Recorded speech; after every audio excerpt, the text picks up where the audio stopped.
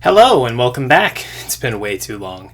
My name is Zachary May, and this is Faith, Reason, and the Things Between, a video series on the great books of Western civilization. Today, on the 4th of July, which is Independence Day for the United States, I was going to look at Thomas Paine's Common Sense, published in 1776. Is Common Sense a great book of Western civilization? Truthfully, I don't know. But what I do know is that its effect on history is significant and undeniable. So today I'm going to go through what it's about and give my thoughts on it as I go. We'll begin with Thomas Paine himself. Paine had a very odd, interesting life. He was born in Thetford, Norfolk, England in 1737. He was very good friends with Benjamin Franklin and Thomas Jefferson, but he made enemies with just about everyone else in the States and in Britain. He wrote many political works in support of both the French Revolution and the American Revolution. He spent many years of his life in France, during which he even had a meeting with Napoleon Bonaparte trying to convince him to invade England. He was also widely disliked by the end of his life, both for his political views and his religious ones.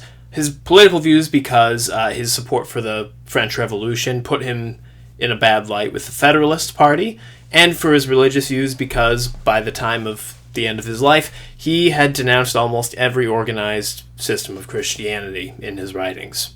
However, his work, Common Sense, was widely circulated in America, having only been written in February 1776, less than a year since the beginning of hostilities between the colonies and Great Britain. It was a very effective injunction to the people of America to take up arms and join the fight against Great Britain for independence. I would break it up into 5 topics. Why the English Constitution is inherently flawed, especially as regards the power of the king, the disadvantages of being connected to Great Britain and the necessity for choosing independence instead over any form of reconciliation, the practical advantages of America over Great Britain in a war, and the advantages of declaring independence now rather than any point in the future. I certainly will not be able to get to everything that Paine talks about in today's video, but I'll try to give you the best and the most interesting parts. Thomas Paine begins his work with an injunction to the reader to keep an open mind, to be aware that their life experience and their sensibilities may inherently dispose them away from breaking customs or traditions such as being British citizens. Nevertheless, after a tradition is broken, time usually converts anyone who would have been against the change in the first place. This is a very interesting point, especially given the context. Fighting Great Britain at this point is obviously treason. There's no getting around that. Many people at the time shied away from that, I'm sure, by virtue of their feelings about it, by the virtue of the fact that it was beaten into them their entire lives. Oh wow, we are British citizens. How can we go against our country? So he begins by disarming those defenses with this call to have an open mind, to put aside just the mere defense of custom and instead look for what is most reasonable. Whatever must motivate action or inaction, Paine believes, it has to be something more universal than just that. He goes on to say that the cause of America is in a great measure the cause of all mankind, and that the war against the natural rights of all mankind is the concern of every man to whom nature has given the power of feeling, regardless of class or party. It's a call to pay attention to the current state of events as if it was everyone's problem. There is no space in Paine's rhetoric for bystanders. You have to pick a side from the start, and he really wants you to be on his side. He'll give you some reasons for that. But he also brought up the power of feeling just then, which I find interesting. Just a few lines later, he asks his reader to divest himself of prejudice and prepossession and suffer his reason and his feelings to determine for themselves that he will put on, or rather that he will not put off, the true character of a man and generously enlarge his views beyond the present day. Okay, so he expects his readers to follow both their reason and their feelings. Aristotle, I believe in the Rhetoric, gives 3 ways that you can convince somebody. Logos, pathos, and ethos. Logos being logic, reason. Pathos being an appeal to feelings. And ethos being appeals to authority. I find it very interesting that Paine only is focusing on the first 2. And I think this is because the American Revolution is inherently overthrowing an authority, that being King George of Britain. However, I posit that he does use an appeal to authority a little bit later in here. Let me show you. Paine tries to appeal to his readers' feelings by bringing up the injustices of the British against the citizens of the colonies, not just the Stamp Act or the tea taxes. He actually comes out and says later that getting those repealed and stopping that is not worth it for all the bloodshed that's going on. Instead, he says this about halfway through. Men of passive tempers look somewhat lightly over the offenses of Great Britain, and, still hoping for the best, are apt to call out, "Come, come, we shall be friends again for all this." But examine the passions and feelings of mankind, bring the doctrine of reconciliation to the touchstone of nature, and then tell me whether you can hereafter love, honor, and faithfully serve the power that hath carried fire and sword into your land? But if you say, you can still pass the violations over, then I ask, hath your house been burnt? Hath your property been destroyed before your face? Are your wife and children destitute of a bed to lie on or bread to live on? Have you lost a parent or a child by their hands, and yourself the ruined and wretched survivor? But if you have, and can still shake hands with the murderers, then you are unworthy of the name of husband, father, friend, or lover, and whatever may be your rank or title in life. You have the heart of a coward and the spirit of a sycophant. This is not inflaming or exaggerating matters, but trying them by those feelings and affections which nature justifies, and without which we should be incapable of discharging the social duties of life, or enjoying the felicities of it. I mean not to exhibit horror for the purpose of provoking revenge, but to awaken us from fatal and unmanly slumbers, that we may pursue determinately some fixed object. So because of the passions and feelings of mankind after they've been hurt, Paine questions the possibility of reconciliation with Britain. This may perhaps be a departure from strict rationalism, which is the Enlightenment philosophy in which reason is king and must guide all important decisions and philosophies. This is more than just appealing to Aristotle's pathos, the feelings of your listener, though. I think it goes a step further than that. I'm not sure that I agree with him. He's going so far as to say that the ethos, the authority that we should be following, are the passions themselves. He's saying that the very existence of those passions is what makes reconciliation impossible, that we are meant to follow them towards some fixed object. And if you disagree with him on this, then you're a terrible husband, father, or friend. I'll give him the benefit of the doubt. It is true, in my view, that anger is best used as that which spurs us to seek justice, to seek the good. Not just some fixed object, no matter what it may be, but something good. Paine's not saying that it's good yet. He just says some fixed object. That fixed object is not reconciliation. That's all he's said so far. And it's also true that Paine gives plenty of well-reasoned arguments throughout the book, and this is a mere section of the book, about halfway through, where he's going on about feelings. By this point, his readers already are aware of some of the reasoned arguments that fighting is a good idea, so I won't dock him too many points for that. On to the arguments. Paine claims that society is natural to mankind, and a good thing, while government can never be anything but a necessary evil, the purpose of which is safety and security. Were the impulses of conscience clear, uniform, and irresistibly obeyed, man would need no other lawgiver. But that not being the case, he finds it necessary to surrender up a part of his property to furnish means for the protection of the rest. Paine also gives a short little hypothetical fable, almost, that describes what man looks like in a state of nature, and how at his natural liberty he may seek to form a society, for necessity's sake, until whatever danger threatens all the members of it has been ended, at which point people become lax in their duties, and a government is needed. This sort of hypothetical state of nature kind of formulation was popular during the Enlightenment. Jean-Jacques Rousseau did it, Thomas Hobbes did it, Montaigne did it, all to help build up their social philosophical frameworks. And if I'm reading this right, Thomas Paine is clearly borrowing from Jean-Jacques Rousseau's The Social Contract, in his assumption that man in a state of nature, from a societal perspective at least, is inherently virtuous, and that he associates with others due to necessity, and that it's really only other external forces that later corrupt him. These assumptions, or something close to them, were common amongst the intelligentsia of the Enlightenment era, which does include some of the Founding Fathers. Thomas Paine's thought is then certainly a product of his time, just as much as his own creativity. Anyways, because government is a necessary evil, he believes that whatever form appears most likely to ensure security to us, with the least expense and greatest benefit, is preferable to all others. He also voices his belief in the necessity of having elected representatives for larger societies that want to retain their freedom. Paine believes that this is simple and easy to repair if anything goes wrong. The more complex a system is, the harder it is to fix, which is his segue into discussing the English Constitution of this time. Thomas Paine's main gripe with the English Constitution, of course, is the presence of the monarch, which he thinks introduces many self-contradictions into the document.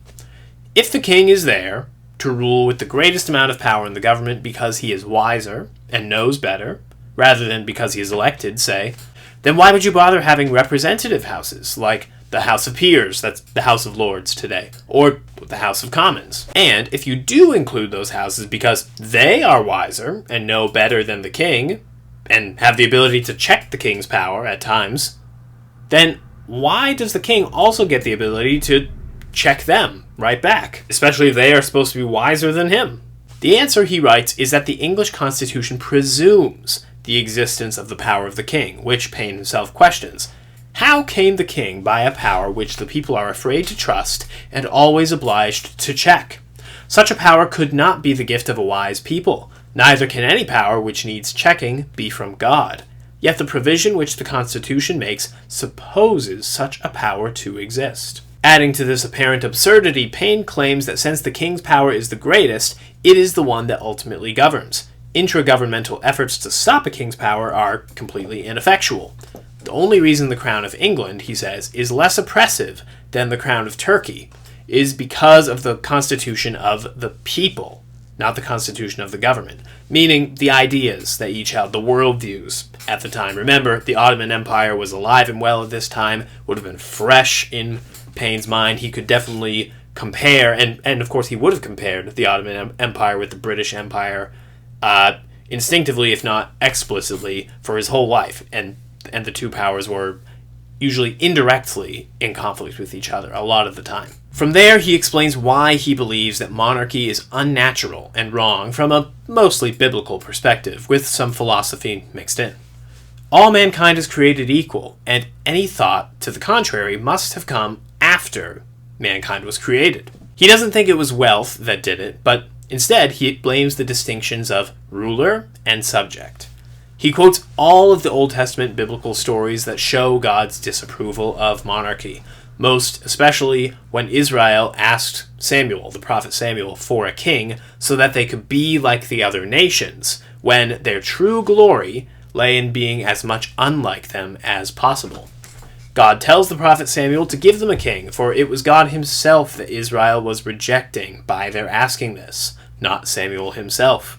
God also warns that a king will lead his people's children to war, or make them his servants, his laborers, his farmers, his cooks, his maids. And then in between each of these jobs, Paine parenthetically points to a present practice of injustice perpetuated by monarchs in his day. He also calls monarchy a form of idolatry, for the heathens paid divine honors to their deceased kings, and the Christian world hath improved on the plan by doing the same to their living ones.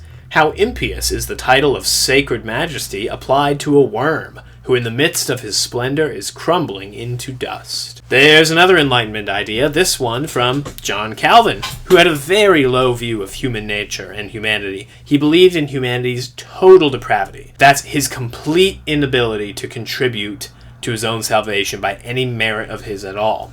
If Paine has adopted this view by either preaching or by cultural osmosis, and each human being is no better than a worm, then it makes sense to criticize monarchy, but I wonder if this proves too much. Because after all, if each member of humankind is only a worm, why would it be better to be ruled by 3,000 of them instead of by one?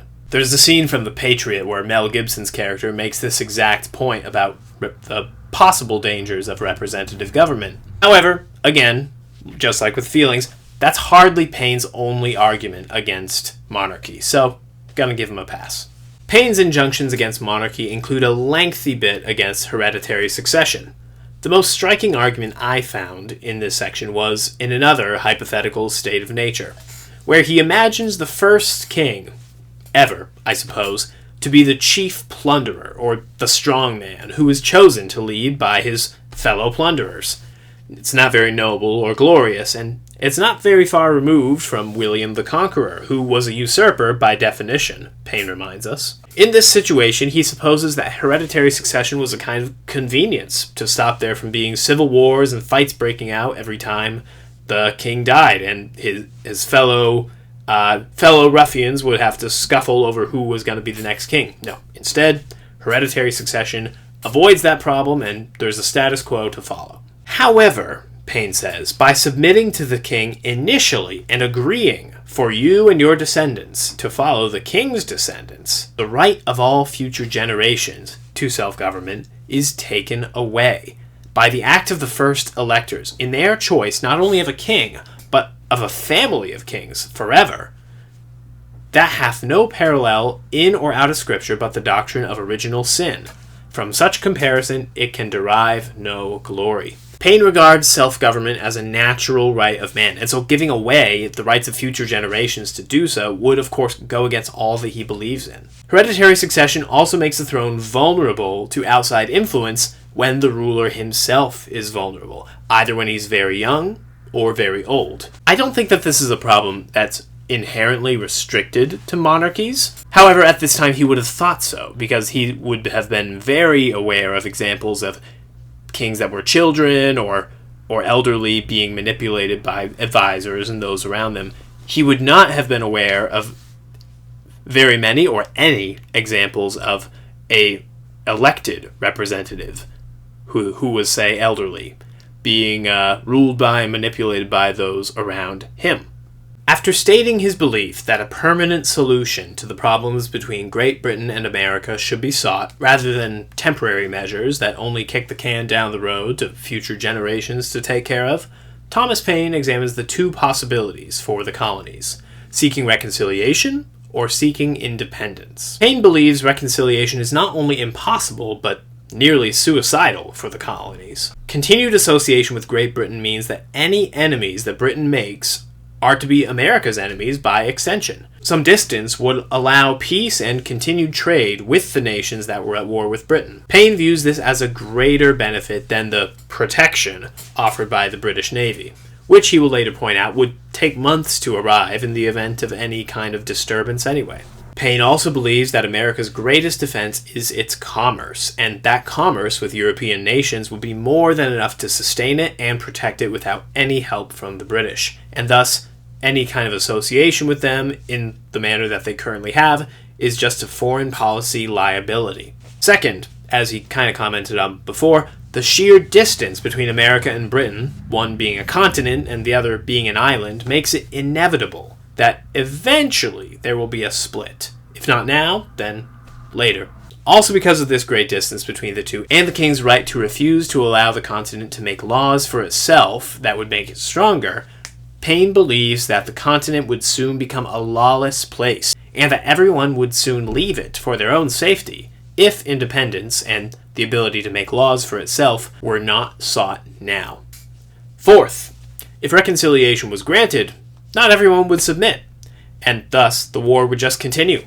It'd be much better for the next generations of Americans if the ones at the present chose independence together, united. And lastly, he says, all written and reasoned arguments for peace have failed. The British have made it clear that they're not interested. As such, only a continental government can protect the continent from future wars. Paine includes a rough sketch of what this sort of continental government could look like, and a lot of his ideas have carried over into the present. He describes something that looks like the House of Representatives, what with its population-based representation, as well as the Senate with its completely even representation.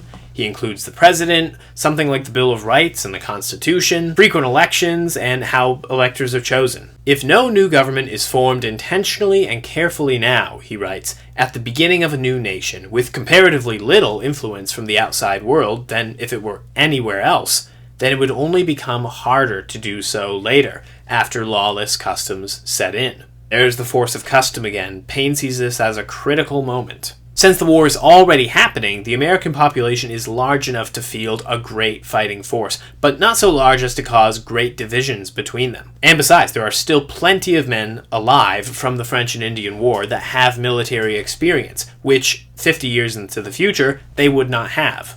And they would be at a greater disadvantage fighting the British then. Paine also writes some practical concerns of how America would fare against the British Navy.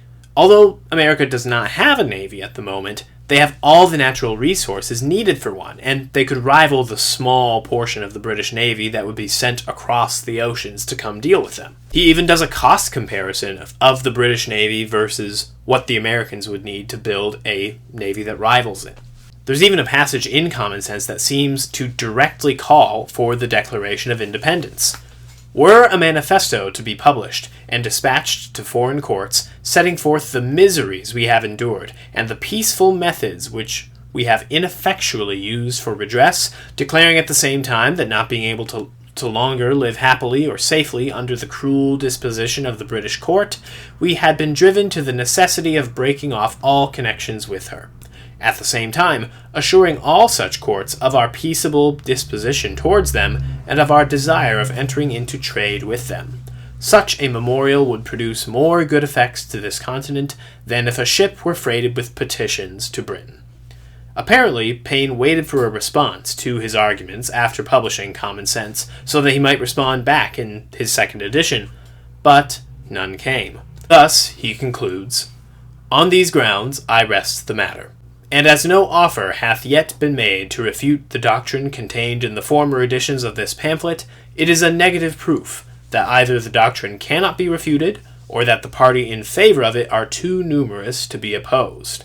Wherefore, instead of gazing at each other with suspicious or doubtful curiosity, let each of us hold out to his neighbor the hearty hand of friendship, and unite in drawing a line which, like an act of oblivion, shall bury in forgetfulness every former dissension. Let the names of Whig and Tory be extinct, and let none other be heard among us than those of a good citizen, an open and resolute friend, and a virtuous supporter of the rights of mankind, and of the free and independent states of America." Thank you so much for watching, and happy 4th of July.